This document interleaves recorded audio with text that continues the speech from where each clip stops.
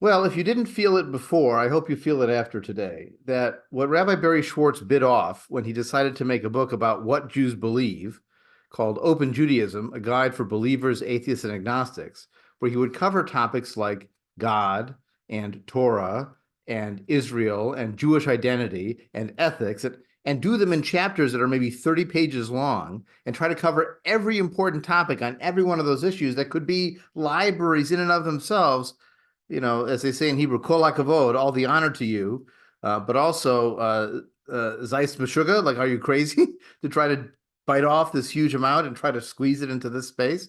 That's what we'll be doing today, because we'll be talking about the question of Jewish identity for the first half. And then the second half, we'll be talking about Israel in 30 minutes. So we will do our best to cover these and do them some justice.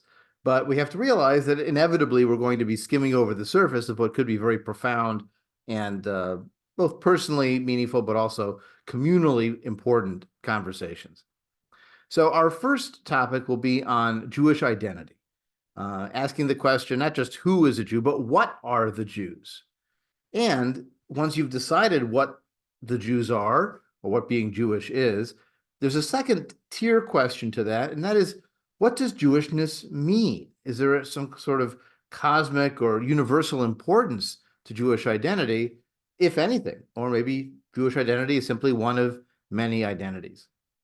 So when we try to talk about what it means to be Jewish, we have to realize that it's a little bit like that old famous Saturday Night Live fake commercial for the floor wax and the dessert topping, that being Jewish is many things at once and different things in different balances for different people. So for some people, Judaism is primarily a religion. It's a set of theological beliefs. It includes ritual practices, purity laws. It includes recited prayers and blessings by specific formula that are addressed to a god. There are dietary laws, which is a part of many religions, by the way. We think of Christianity and Islam as not being as focused on those, although Islam does have its dietary laws too. Hinduism certainly has dietary laws and so on. What holidays do you celebrate? What life cycle celebrations do you mark, and how do you mark them? All of those are prominent features of a religious identity. And if you put all those pieces together, you could say that Judaism is a religious identity. After all, you hear about the three great Western religions, Judaism, Christianity, and Islam. And Judaism is taught in comparative religion departments or religious studies departments in many universities. But we also know that Judaism is not only a religion, because we all know Jews. In fact, some of the people watching this are Jews who do not believe all the things they're told to believe, do not follow the ritual practices they're told to follow, do not recite the prayers or blessings they're told to recite, eat the foods they're told not to eat, and may or may not observe all or even most or even a few of the holidays. So the reality is that Jewishness has always been more than a religion. You can't say it's based on belief. You can't say it's based on ritual practice. It's always been something more. Historically, it was a national identity because the Jews were the people living in Judea. They were in, or Judah, as it's often called. So you were a Judean, that was your national identity. What made Judaism different, or Jewish identity different, was that when Judeans were taken out of Judah, they stayed Judean in a kind of ethno-religious identity. So it was extra-national, it was outside of the territory, but they were maintaining a sense of being part of this people that also had a specific religion. And that's why Jews were amenable to a kind of diaspora identity where they were spread all over the place. They maintained their own ethnic or cultural communities with a particular religious orientation. It's always been multiple identities. You sometimes hear the phrase, the chosen people, or the holy nation. Well, if you're holy, that's religious. If you're a nation, that's ethnic. It's always been a little bit of both. Now, for some people, it's the opposite end of religion. It has nothing to do with what you believe or even your culture. Jewishness is a biological ancestry identity. It's your family tree. It's your line of descent. Some people go to 23andMe or any of these genetic testing companies, and they find out that they're 14.2% Jewish, and wow, I never knew I was Jewish. And that is an important part of their sense of self. So for some people, Jewishness is a sense of where you come from genetically, ancestrally. It's your family tree. And again, it may have almost nothing to do with your religious identity. Now, a third option is that connecting to being Jewish or identifying as Jewish means connecting to a particular heritage or a culture. Often it's an inherited heritage, not just that you have ancestors who were Jewish, but that they did Jewish things. They spoke languages identified with Jewish people and Jewish communities. They ate foods that are identified as Jewish foods. They produced art that was connected to Jewish life. They wore clothing that might have been distinct to Jewish people. They created music that expressed the moments of Jewish life. And they celebrated holidays and life cycle events, which, of course, are not only religious, but also cultural institutions. And, of course, you could be both religious and heritage-based Judaism. You could be religion and ancestry and heritage and culture-based Judaism. You could convert into being part of the Jewish community in a religious way, so you're joining the religion, or in a cultural way, so you're joining that heritage and you're adopting that heritage as your own. It's one of the reasons why we call joining the Jewish people in humanistic Judaism adoption, because you're really joining this family tree and you're joining this cultural identity. And then the last category I have here is a little more nebulous. It's called peoplehood. Peoplehood means you're claiming a shared identity. If I referred to the American people, what religion is the American people? Well, it's a lot of religions. What biological ancestry is the American? Well, it's a lot of different types of people and races or cultures, ethnicities, however you want to define them. What culture is American culture? Well, it's Tex-Mex culture, and it's New England WASP culture, and it's Pacific Northwest culture, and it's Cuban culture in Miami, and it's Low Country culture in South Carolina. I mean, there's all these different cultures that are all part of this broad peoplehood identity of American culture and the American people. The same is true for the Jews. There are many different Jewish subcultures, but there's a broader sense of identifying with Am Yisrael, the nation or the ethnic nation, the people of Israel. We even say it colloquially, so-and-so is a member of the tribe. What does that mean? That means you're a part of the group. You're one of us, and that's enough. Now, if you actually ask people, how do you identify? It turns out many Jews identify in that cultural way. So in 2013, the Pew Forum on Religion and Life talked about this question and asked Jews, how do you identify as being Jewish? Is it mainly a matter of ancestry? Is it mainly a matter of culture? Is it mainly a matter of religion? Or is it some kind of combination of religion, ancestry, and culture? Look at these numbers. 60%, this is in 2013, 60% said that Jewishness was mainly a matter of ancestry and culture. Only 15% said it was mainly a matter of religion. And another 23% said it was some kind of combination of religion, ancestry, and culture. What this means, though, is a large proportion of American Jews identify with Jewishness as a family tree ancestry identity, and as a cultural identity, a sense of their heritage.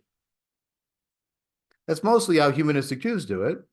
But the reality is it's also how religious Jews do it. They broke out this number into those who identified as Jewish by their religion and those who identified as Jewish in some other way aside from religion. Notice even of the Jews by religion, over half of them said that Jewishness was ancestry and culture, or some combination of religion, ancestry, and culture. So an overwhelming majority see that ancestry and culture is an important part of what the Jews are and what being Jewish is. Now, as Schwartz makes clear, for those who are the most religious, it's not an open free-for-all for how you balance those categories. Schwartz says explicitly that for the believers, for the most religious, they are inseparable, the religion and the identity, and the ethnicity, rather. So here's what Schwartz writes. The Torah and its traditional commentators agree that while the people of Israel constitute a nation, their ethnic identity is inextricably tied to their religious identity. The defining characteristic and purpose of the Jewish people is to be, in the words of the Torah, a goy kadosh, a holy people. The Torah's numerous commandments to pursue holiness are well known. The various ethical and ritual commandments that follow are all paths to holiness. They're commanded to wear a fringed garment with the explanation that you shall be reminded to observe all my commandments. The Jewish people's mission is to be a holy people. And not simply for themselves or to identify with the tradition that has given them this connection. It is also because they are a chosen people. That's the meaning of Jewishness. Not just that you are an ethnic group that is has a religious requirement to your identity, that the religion is a path into the identity, and if you break the religion to some extent, you're beyond the pale of that identity. There's even a provision for excommunication, for cherem, where you're shunned and banned. Rather, it's also a sense of being elect, being one of the chosen people. And as Schwartz explains, it's not a peripheral idea in traditional Judaism. It's front and center. The challenging call of God to Abraham comes with the promise that I will make of you a great nation, and I will bless you, and all the families of the earth shall bless themselves by you. Moses on Mount Sinai is promised, you shall be my treasured possession among all peoples. All the earth is mine, but you shall be to me a kingdom of priests and a holy nation. So you are chosen, specially loved by God. God loves all his children, but he loves some children more than others, evidently. I don't know any parents like that. But, this is the idea that the Jewish people are a specially chosen people with cosmic importance, perhaps to benefit the world through what they can teach and what they can share, but definitely as something set apart and something other. Now, when it comes to secular understandings of what it means to be part of the Jewish people, that atheists, as he describes it in his rubric of believers, atheists, and agnostics, generally you could say believers is Orthodox, atheist means humanist or secular Jews, occasionally Reconstructionist Jews, and then agnostic is where he puts Reform and Conservative. I don't know if Reform or Conservative would be happy to be listed as agnostic, but that's where he drops them. In any case, all variety of secular Jewish thinkers, whether they're humanistic Jews or secular Zionists or Yiddish nationalists, which was a very popular movement in the late 19th, early 20th centuries to try to have a kind of ethnic national identity under the rubric of broader empires, what they called cultural autonomy under the Yiddish language, or various varieties of people who affirm a Jewish diaspora identity. Even today, there's a new trend called diasporism. We'll talk about it a little bit in the second half. All of those agree that Jewish identity is primarily ethnic and cultural. In fact, that's how they justify the fact that they have stayed Jewish, even though they're not religious. They affirm Jewish peoplehood, the primacy of belonging over believing, so the fact that you're part of the Jewish people is more important than what you believe, and an attachment to the cultural heritage of Judaism, if not its religion. So there's some positive content. It's not just a sort of stubborn, well, I'm Jewish no matter what, damn it, like an existential angst position. Rather, there's a positive connection with Jewish culture, maybe in place of or in addition to or aside from that religious identity. However, all of those secular identifications of Jewishness try to avoid a sense of the chosenness, because there's an understanding that basically it's a chauvinistic perspective, that if you say you're chosen by God or that you're special or you're different from everybody else, that has an implication of being better. So here's a philosopher from the University of Haifa, for example, Zev Levi, who argues that in our day, chosenness can only be partially justified from the historical angle. Levi admits that the idea has been a powerful agent of consolation and hope. Thinking pre-modern times under oppression, thinking you're the chosen of God might keep you Jewish. But modern anthropological theories do not merely proclaim the inherent universal equality of all people as human beings. They stress the equivalence of all human cultures. Lots of cultures emphasize education. Lots of cultures respect their elders and care for the sick and ban stealing and adultery and murder. Levi speaks for many when he states, quote, there are no inferior and superior people or cultures, but only different other ones. He concludes the concept of chosenness entails ethnocentrism, which does not go hand in hand with otherness, that is, with unconditional respect of otherness. So in general, secular Jewish thinkers, and To be fair, there may be some chauvinists hiding among them, but in general, they won't say that being Jewish is different, but you don't have to be the best, better than everybody. I sometimes will make the joke that if my kids got me a Father's Day card that said you're the world's #1 dad, I would think, how did you study that? What's your scientific statistical basis for that claim? You've had one father your whole life. How do you know I'm #1? I don't need to be #1. If they said you're a great dad, you're wonderful, that's fine. That's wonderful that they feel that. So that's really how we approach Jewish identity. Being Jewish is wonderful and unique in its own way and beautiful, just as other cultures are unique and beautiful in their own way and have something to offer to the wide chorus of humanity. Now, in the Reform or conservative world, here's where you get a bit of ambivalence about the idea of chosenness. On one hand, the concept that the God of the entire universe chose one small people to give a unique and the only valid revelation to for all of humanity seems a bit excessive. It also seems challenging for them to totally leave behind any sense of being special, having a special cosmic connection with God. After all, every blessing refers to Eloheinu, our God, as if we are his people. The blessing when a Torah is taken out in a Reform or Reconstructionist, not Reconstructionist, in a Reform or Conservative or Orthodox synagogue, praises God, Asher Bachar Banu Mikol Ha'amim, who chose us from all the people, V'natan Lanu et Torato, and gave us his Torah. There's a sense of specialness that we have the Torah and they don't. It's built into the liturgy. It's built into the concept. So what do they do with it? Well, they realize that they have non-Jewish neighbors and they don't want to be jerks. And so they try to find a way to make chosenness not into a special status, but rather into a sense of a special mission. Here's something from the conservative platform that Schwartz has quoted before, Emet Ve'emunah, which was issued in 1988, I believe. Here's the passage. For the modern traditional Jew, the doctrine of the election and the covenant of Israel offers a purpose for Jewish existence which transcends its narrow self-interest.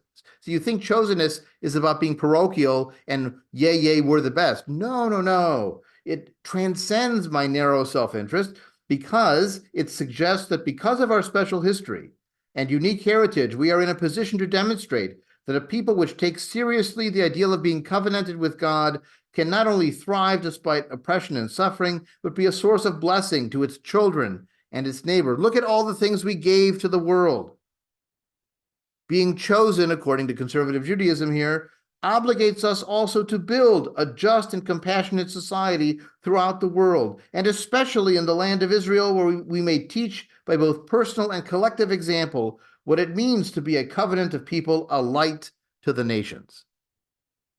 So that's the concept, at least the theory, that this would be a way to justify the fact that you're claiming to be chosen. But it doesn't always work. In fact, Harold Schulweis, who's a well-known rabbi, wrote in 1966, no less, a long time ago, how the chosen people notion is just unsavable. And actually, Mordechai Kaplan, 30 years before that, in his founding of Reconstructionist Judaism, said the chosen people idea is irredeemable. Here's what Schulweis has to say. He says it very well. The chosen people is an example of a doctrine believed to be of divine origin, which can no longer be accepted in the light of our experience and ethics. The traditional chosen people idea fosters a crude way of thinking, whereby people and traditions are elevated or denigrated in wholesale fashion. While one can understand the psychological value of such belief during years of isolation and humiliation, as we heard, one cannot justify its morality or truth. There are those who explain that God-chosenness does not establish political superiority, but only results in a noblesse oblige directive to lead a life of holiness. That's the mission idea, right? But, says Schulweis, this fails to recognize that such a claim to higher spiritual obligation remains an aristocratic conceit, which demeans all other peoples by lowering our moral expectation of their behavior. As Sherwin Wine once put it, it's not ethical to say you invented ethics because you're denigrating everybody else. And you're claiming a monopoly, not only the patent, but the monopoly on ethics. So the reality is that this chosenness ideal still floats out there. It even floats out there in secular ways. I don't know if you know people who are sometimes surprised to find out that so-and-so who's really smart or so-and-so who's really funny is not Jewish, because the assumption is if they're smart and funny, they must be Jewish. Well, that's a kind of secular chosenness. How many Jews have succeeded in Nobel Prize winning? That's a closet chosenness. So then you get to the question. You've decided Jewishness is this peoplehood identity or some kind of melange, a cholent, a stew of religion and culture and ancestry and peoplehood and self-identification. Well, you still have to make a line here. Who is a Jew? Who counts? Now, traditionally, you had a concept in the Bible of a patrilineal descent that then shifts in the rabbinic period to a matrilineal descent. So if your mother is Jewish, you're defined to be Jewish, or if you convert under Orthodox traditional auspices, even in a pre-Orthodox era. Beginning in the 1980s, the Reform movement began to accept patrilineal Jews as Jewish. The law of return in Israel always tried to have it both ways. So from the time they tried to define it in the 1970s, they said it was by Orthodox definition, by traditional conversion, or by the mother being Jewish. But you could also immigrate as a Jew to Israel if you had one grandparent who was Jewish. The one grandparent idea actually comes from the Nazi Nuremberg laws. The approach was, if you suffered for your Jewish heritage under the Nazis, we'll let you in as a citizen of Israel. It doesn't mean the Ministry of Religious Affairs will register you as Jewish for the Jewish people identity in Israel, for your ethnic community there, but you could at least come to Israel and become a citizen under the law of return with that one grandparent being Jewish. So that's a combination of Jewish heritage and a religious identity.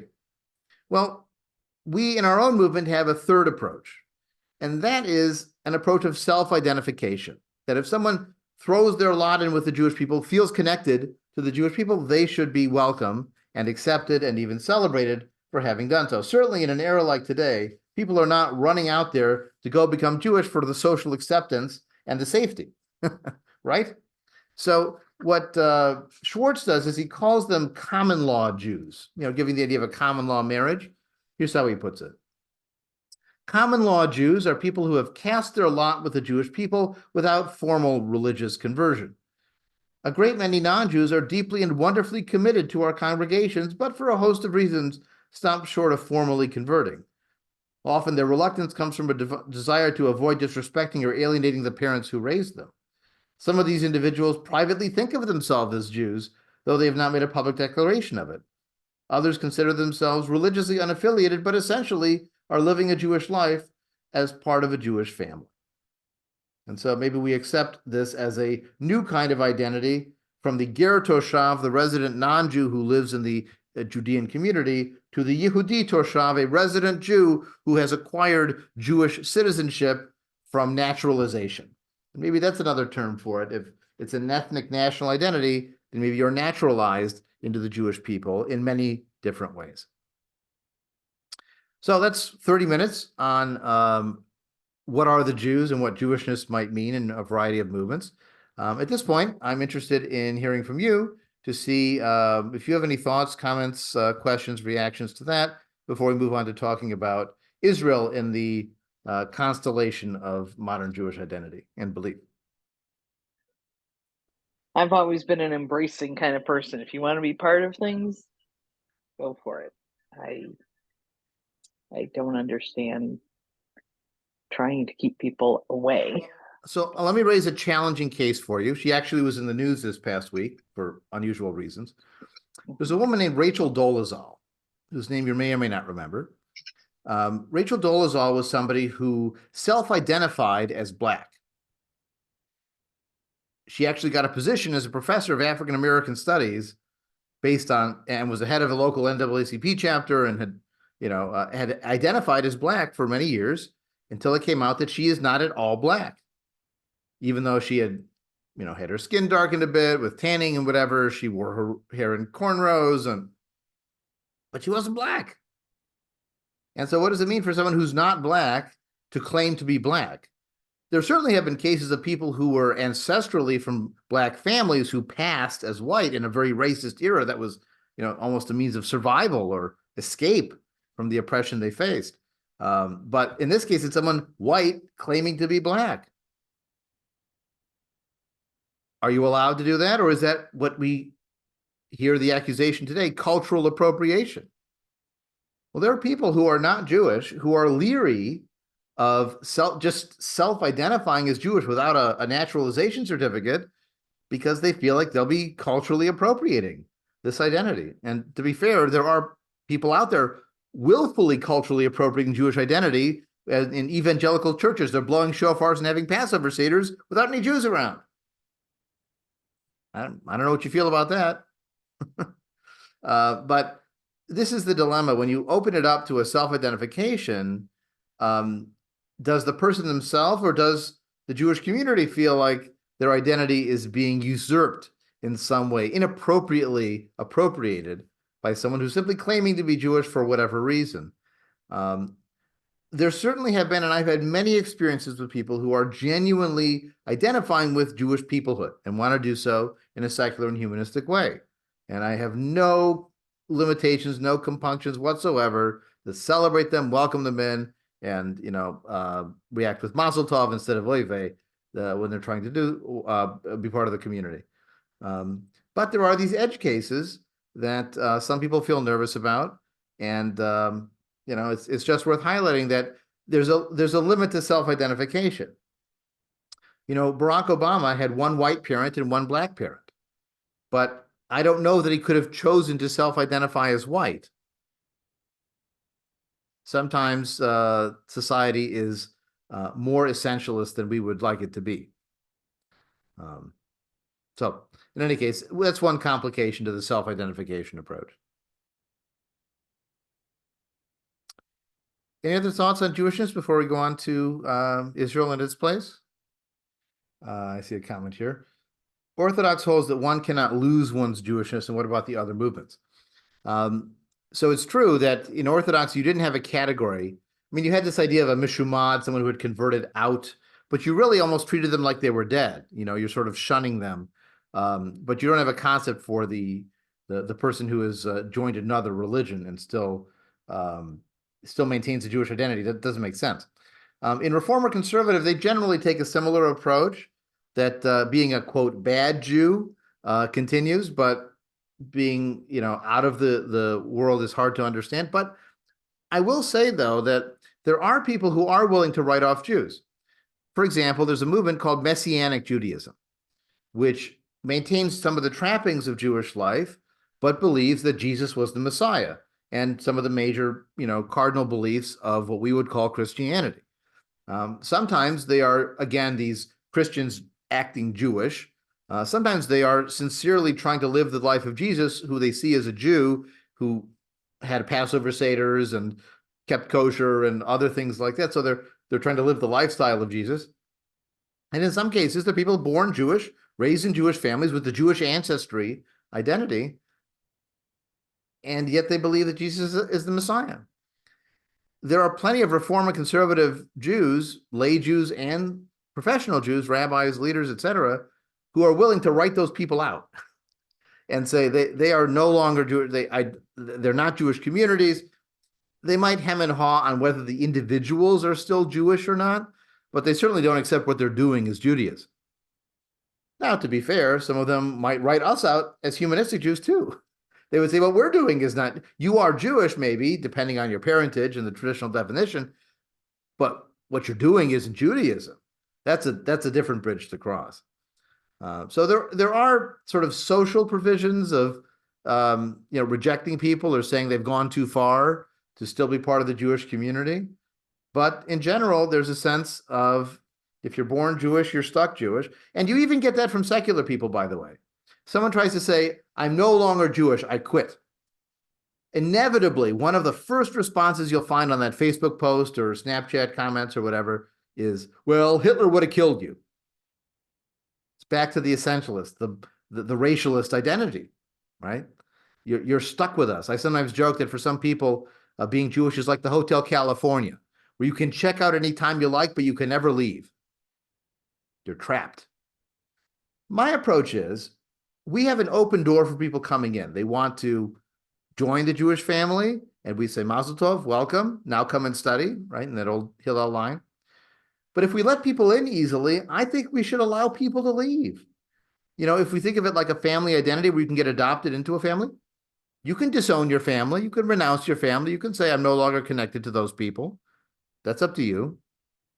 If you are identifying with a particular peoplehood or a citizenship, we talked about naturalization. Well, you can renounce your citizenship and leave that part of your identity in the past. It's still part of your past. You shouldn't deny your past. That's not healthy. But you don't have to affirm it as part of who you are now. So I don't mind people who would say, I'm no longer Jewish. That's fine. They've chosen to sign out. They've resigned. Okay. I've chosen not to resign. Sometimes they're mad at me that I didn't make the same choice because they resigned being secular. They wanted nothing to do with religious Judaism. And I'd said, I can have my secular identity and connect to religious Jewish culture on my own terms. And that's a bridge they seem uncomfortable with, but that's their problem, not mine. I'm happy to let them leave, but I get to stay. We're talking about Israel now and how Israel plays into Jewish identity, how Jews think about Israel. Again, a topic for hours and hours and hours and hours of discussion, volumes and volumes and volumes of books. We're not going to cover everything in 30 minutes. But we have to realize that you can't talk about Jewish identity, even for the most secular, alienated from Israel Jew, without talking about Israel in some way.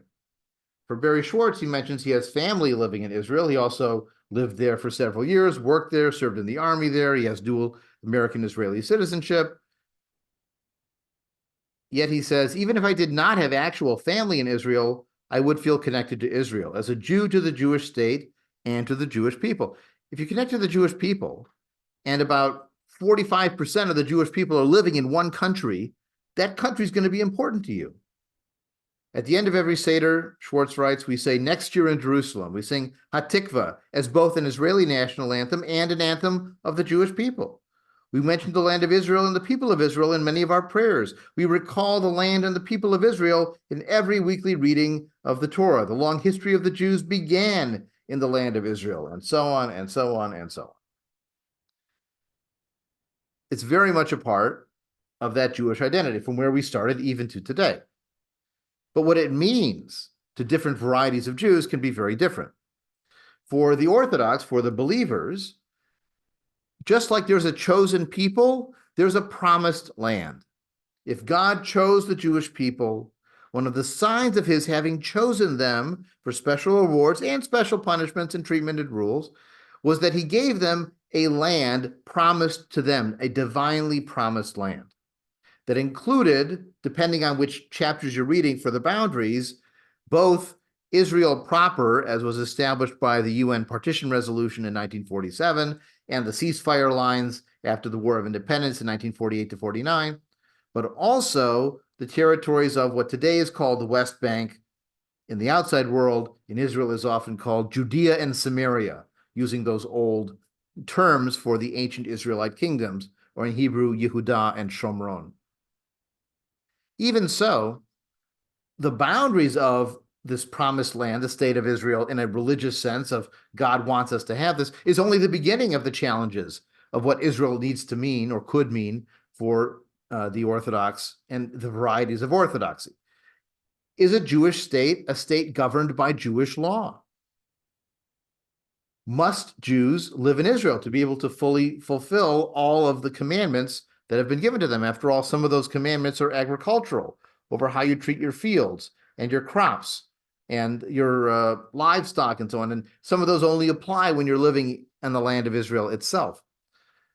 And given the fact that a lot of the founders of the modern state of Israel were not religious Zionists who weren't observing Shabbat, who don't give a crap what the rabbis have to say about just about anything, is the whole project of building this state on secular grounds with secular Jews voting for secular laws, with secular women serving in the government and not listening to what the rabbis have to say. Is that even a Jewish state? And some of the religious Jews on the Orthodox end of the spectrum are opposed to Zionism altogether. When the movement was founded in the 1890s, some of Herzl's most adamant opposition to the Zionist movement were the Orthodox establishment that wanted nothing to do with it. Even today, in the modern state of Israel, there are major disagreements within what he calls the observant community. Here's Schwartz again. While some religious Zionists actively support the state of Israel by serving in the Israel Defense Forces, other Jews who live in Israel do not serve in the army and don't fully recognize the state's authority either. These largely ultra-Orthodox or Haredi Jews do not call themselves Zionists. They believe that traditional Jewish law should be the law of the land, and that by studying Torah in yeshivas, they're helping to defend the Jewish state. They participate in the political process, but they shun integration with the larger community. And they work zealously to preserve the exemption of yeshiva students from military or national service. This has been a hot topic in the last few months, for sure. Believe it or not, there was even religious opposition to Zionism from the Reform movement in the early years of the Zionist cause, because the Reform movement defined itself primarily as a religious movement. If you read the Pittsburgh Platform from 1885, it says explicitly, "We are no longer a nation. We consider ourselves exclusively a religious community." Or here's a resolution offered in 1897 by Isaac Mayer Wise, who was the founding figure and the leader of American Reform Judaism. His resolution said, "We totally disapprove of any attempt for the establishment of the Jewish state. Such attempts show a misunderstanding of Israel's mission. We reaffirm the object of Judaism is not political nor national, but spiritual." So the Reform movement had a religious opposition to Zionism too. That's evolved in a different direction. Today, the Reform movement is much more accepting of Zionism and has sponsored kibbutzim and encourages Aliyah in their 1999 Pittsburgh statement. They're much more pro-Zionist than they were in the turn of the 19th to 20th century. Now, in terms of secularists in Israel, as I mentioned, many of the founders of the state were secular. And there are many secular ways to connect to the Jewish state as part of one's identity. Here's a couple of quotes from different thinkers. Here's Golda Meir speaking at the United Nations in 1958. "The people of Israel look back with pride on the crowded events of the past 10 years, the absorption of this mass immigration, the establishment of a democratic society. Though we've been obliged to defend ourselves against invasion and attack, our purposes since the establishment of our state have been unaltered: to rebuild a poor, barren land, to enable the return of an ancient people to its sources, to regain our independence and national self-expression, to live in peace with all people near and far, and take our place in the community of free nations." So she's highlighting not just the hard work they've done to handle immigrants and to rebuild the land, but also to return to our ancient source, our homeland of long national longing, to gain independence, to have national self-expression, a place where we run the calendar and we have the language and we set the holidays and we celebrate our culture and create new culture. We take our place in the community of free nations. Here's another one. Hebrew University law professor Ruth Gavison says, "I am a secular Jew who wants to feel fully free to seek inspiration in every facet of human culture, while remaining aware that my unique culture is the Jewish Hebrew one in all of its colors and components." She insists that Israel must be and can be a democracy that upholds human rights, including freedom of religion and conscience, along with the right to equality, while fulfilling the Jewish people's right to self-determination. So there's a concept here that they're claiming is a secular concept, that not only is there individual freedom, individual self-determination, but also ethnic groups have a right to national self-determination, a place where they can choose the language, they can choose the culture, they can express their ethnic national identity in a political state with those supports of a political state.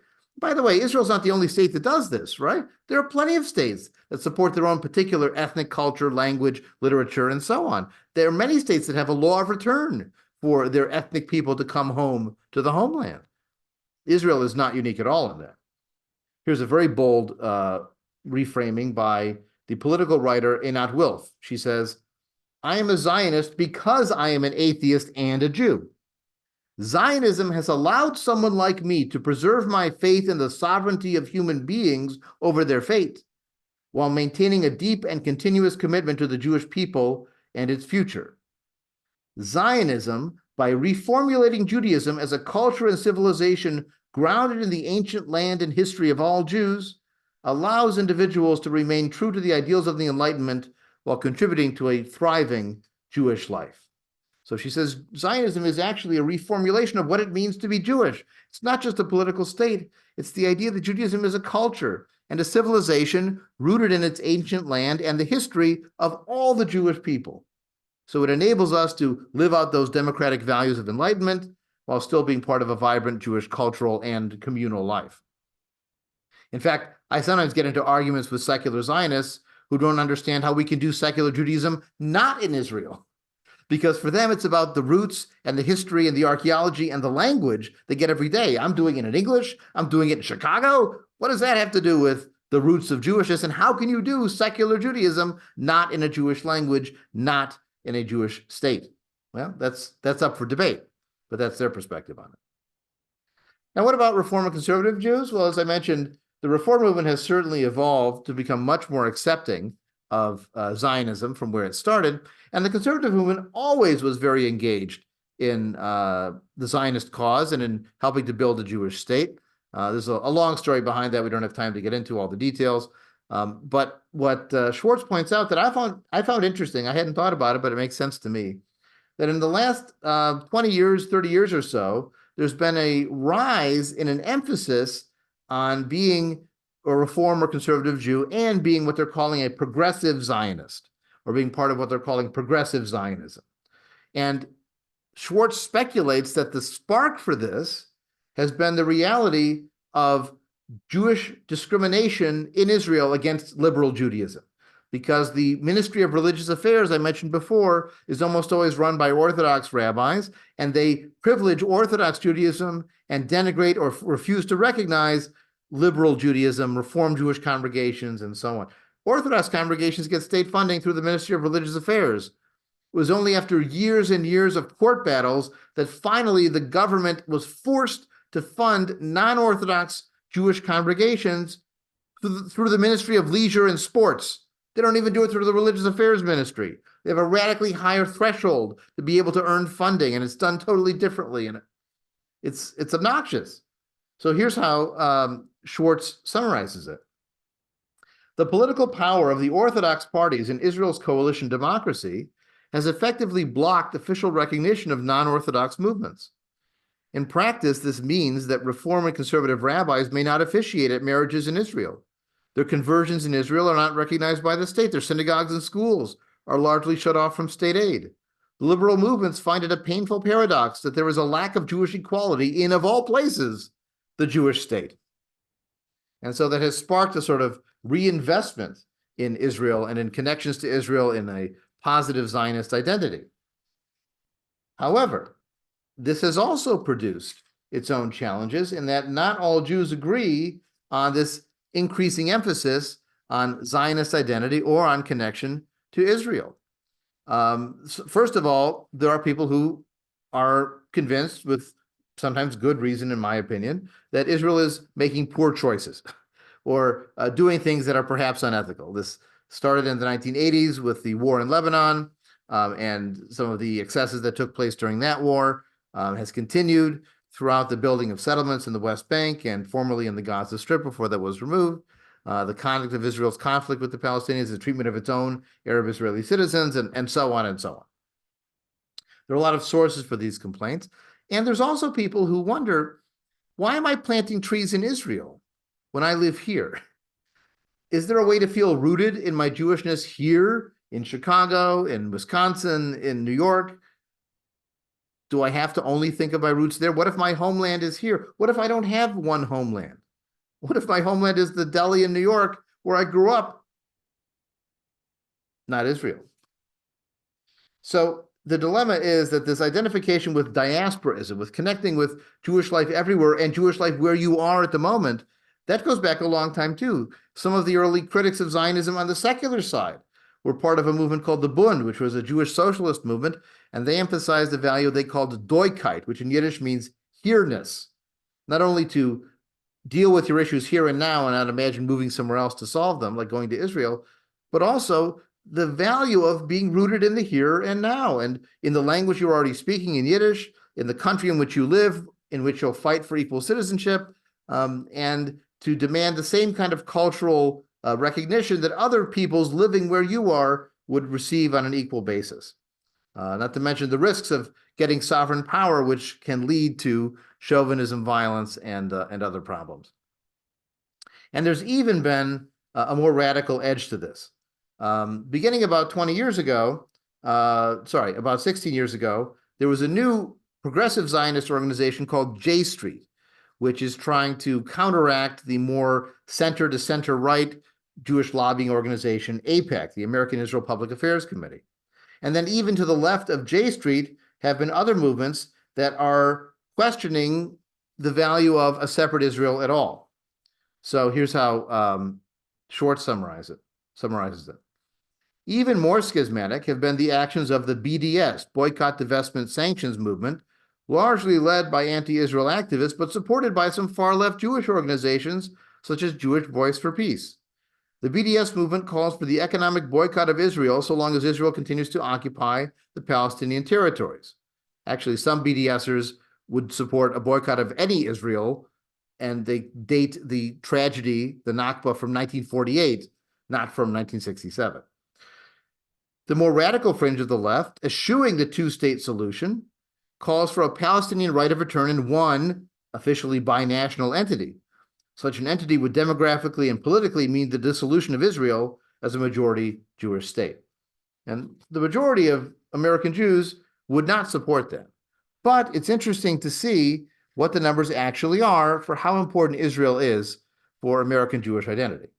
And so to show that, we're going to take a look at some examples of survey data from the Pew study, which we've used before. This is from the Pew 2020 study, describing how emotionally attached Jews can be to Israel, as well as other details. So you'll notice that overall, among American Jews, 58% said they're very attached to Israel or somewhat attached to Israel. However, 41% were willing to say they're not too attached or not at all attached to Israel. You'll notice the Jews that identify as religious, much higher on that front. It's lower on that front for those who are more secular. They're Jews of no religion. But also notice the age differences. Those who are 18 to 49, 48% say they are very or somewhat connected emotionally, where 67% of those over age 65.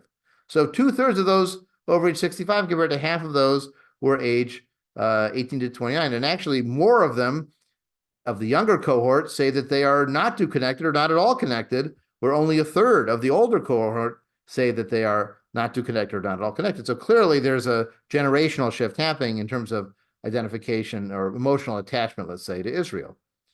Is caring for Israel an important or an essential part of being Jewish to them? Essential, 45%. Important but not essential, 37%. That's still, over 80%. But notice, 16% say it's not important.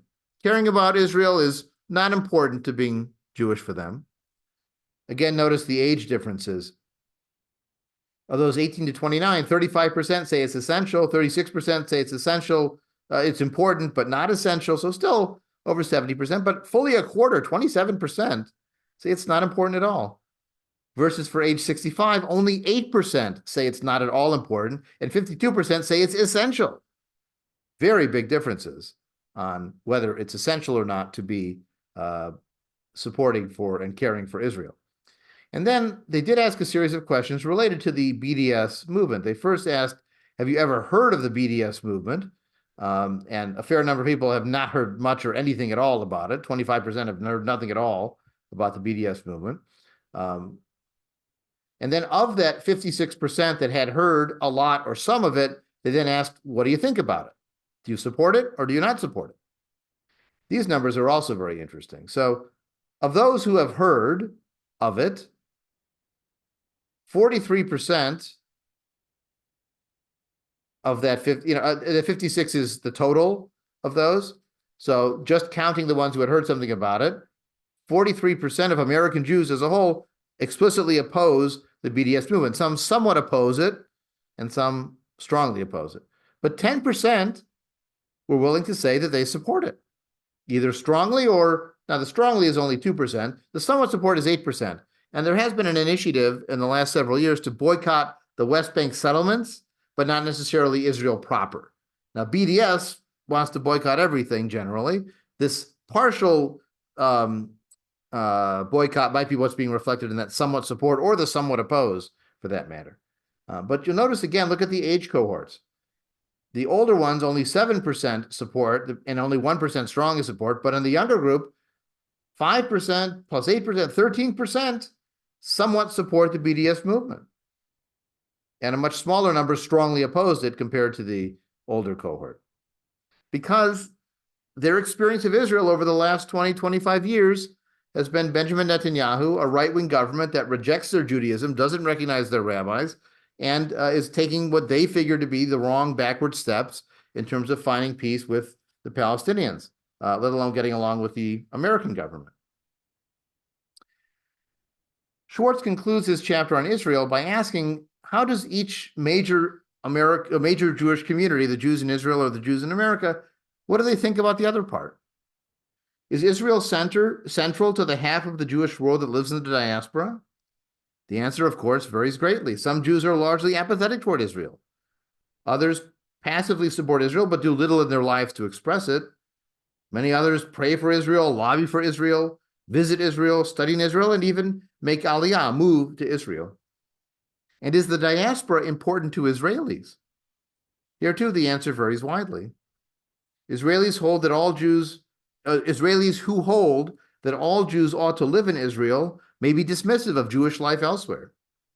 Others recognize the importance of thriving Jewish diaspora communities, both for their own sake and as advocates for Israel among the nations. So Israel can certainly be a positive part of one's Jewish identity. Israel can even be a negative part of one's Jewish identity, because Jews who self-identify as anti-Zionists spend a lot of time talking about Israel and being engaged in what's happening in Israel and know a lot about what's happening in Israel.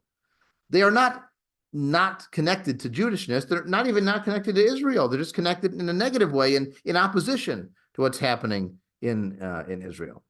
And there are some Jews who are simply indifferent, that their Jewish life is here and they don't spend that much time thinking about Israel.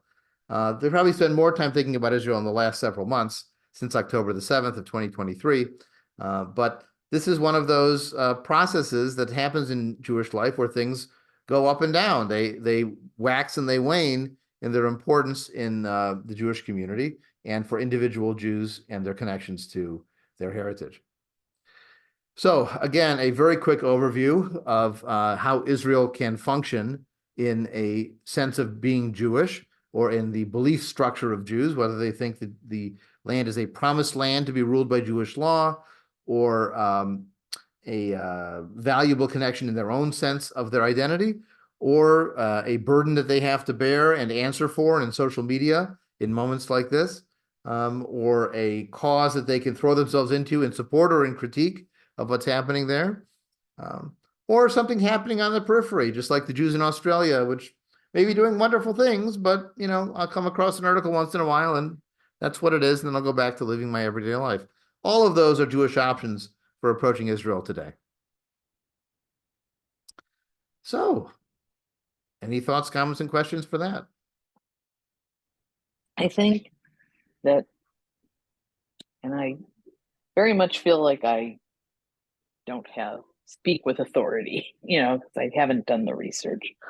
But the thing that resonated with me tonight is the whole concept of the chosen people, and that meaning we are better. And that has never resonated with me. It just has, even as a kid, just bothered me, like what made. And I think that affects my thoughts on Israel as well, because if I don't believe in God and I don't believe that all the Torah and everything has come from on high, then what am I believing that we own this patch of land? You know, and Well, the state of the Israeli Declaration of Independence doesn't make any claims based on God gave it to us. God doesn't even appear in the Declaration of Independence. and yet now it's being run by the Orthodox who can marry, who can, it's a frustrating concept They for run me. some parts of life and not other parts of life. Yeah, and like I said, that was why I wanted to go. I hope to go on that trip. Yeah, I know. And learn more about that. That was the whole point. I've been to Israel twice.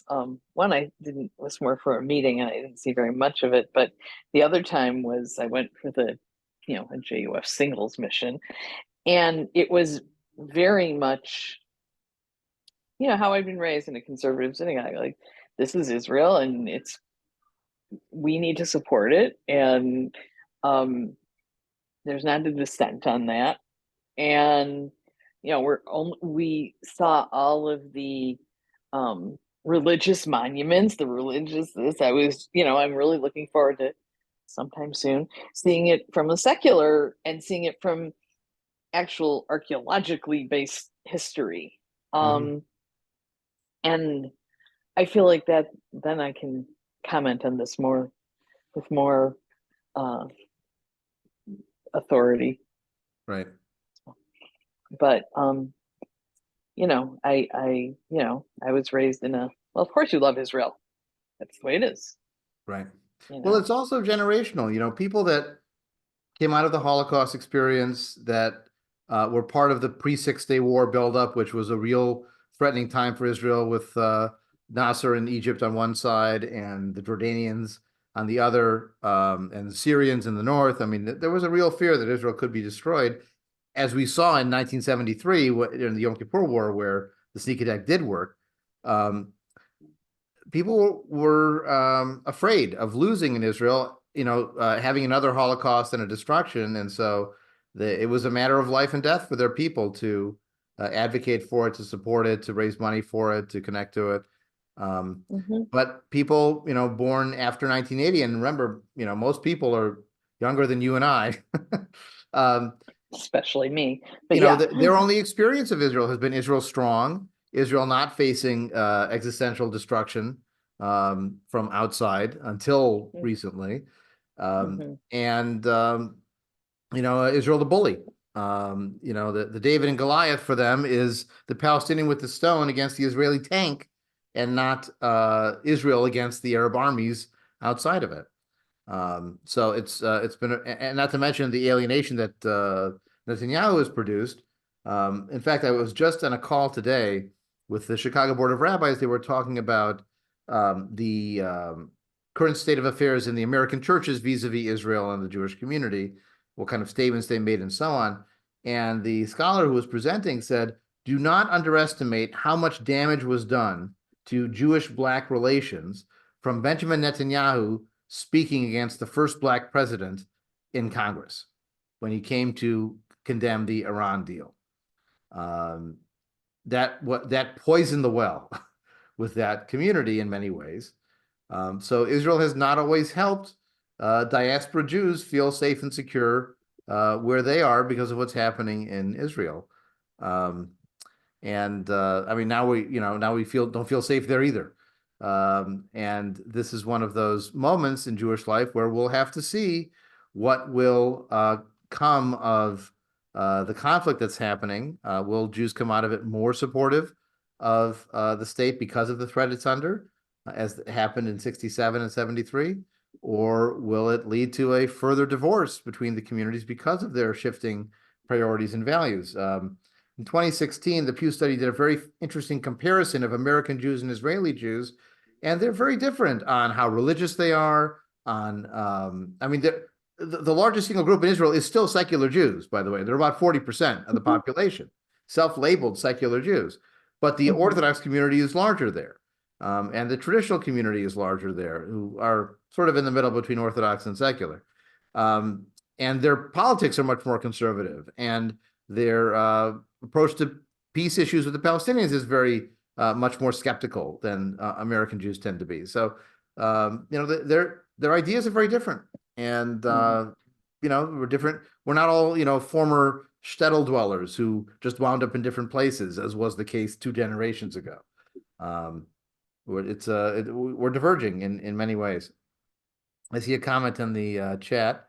One can imagine a humanistic version of the concept of chosen people by unethnicizing it or universalizing it, seeing it as a kind of self-motivator that it can apply to any individual, inviting every human to look for what they're good at. That can be a psychological motivator to potentialize anyone's potential. It reminds me of a legend about a monastery that is falling apart because the monks are all rivals with each other, and then a visitor comes and he whispers in each monk's ear, he says, "You are the Messiah."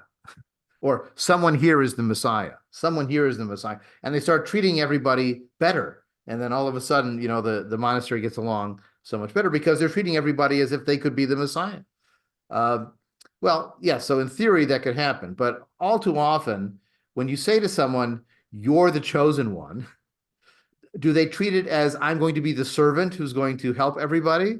Or do they get an elevated sense of self and they think anything they do is justified? This is the dilemma. And I'm seeing it happen even now in the conduct of the war in Israel and Gaza, where this happens in every war, where you prioritize your people's lives over the other people's lives. You carpet bomb Dresden or Hiroshima or Tokyo with the firebombing, because even if lots of them die, it'll save some of us if we have to invade. That's the basic calculus of war, right?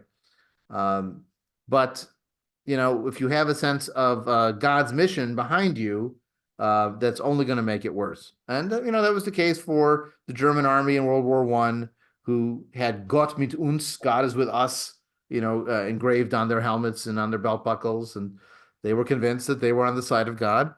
In fact, it's rare to hear an admission like you got from Abraham Lincoln during the Civil War, where he said at one point in his speech that both sides read the same Bible, both sides pray to the same God, they invoke his aid against the other, and we'll just have to see how it turns out to see which side God is going to follow. You rarely hear that in sporting events, You hear the "I'm chosen because I won. Thank you, God, for helping me." War and sports sometimes are more similar than we want to admit. And so I'm fine leaving behind the chosenness. I like being special. I like being different. That's valuable to me. I don't need to be the best. And I don't need to be cosmically chosen as if the universe was designed for me to be on top. That's not required either.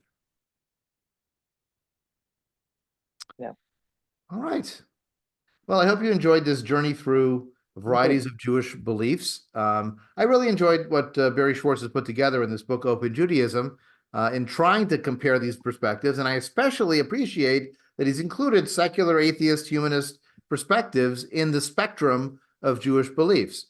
We may be in a different category for some people than Jewish religious beliefs, because they think that's all God-focused, or at least uses God language, even if Reconstructionists may not believe exactly what they're saying. But what he's done here is really provide a real spectrum that includes secular alternatives in the options for choices Jews make. And there's other chapters too that we didn't have a chance to get to. He has a whole chapter on prayer, another one on ethics, one on inclusion.